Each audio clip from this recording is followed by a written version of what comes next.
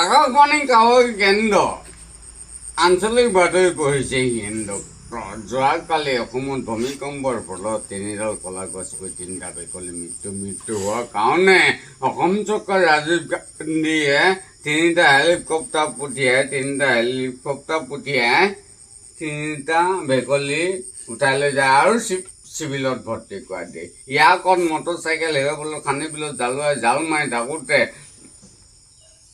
আধা কেজি ওজনৰ দহিকণাৰ পেটটো ফালি চাই যে এটা ৰেল ইঞ্জিন এটা ট্ৰাক ইঞ্জিন পাইছো বুলি চৰকাৰে ঘোষণা কৰি দিয়ে। আমাৰ বাতৰি শেষ হোৱাৰ আগতে প্ৰধান বাতৰি কেইটামান আকৌ এবাৰ পঢ়ি দিছোঁ। কাজিৰঙা হাবিত বাঘে মেকুৰীয়ে কাজিয়া লগাৰ ফলত বাঘৰ নিজত মেকুৰীয়ে কামুৰি দিয়াৰ লগে লগে বাঘটো মৰি গ'ল।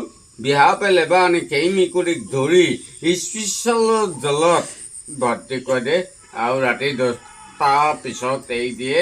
ভজা মাছ খাবলৈ বাইদেৱে কৈছে কি ভজা মাছ ভাজি থৈ দিছে। আমাৰ বাতৰি আঞ্চলিক ইমানতে সামৰণি কৰি দিলোঁ।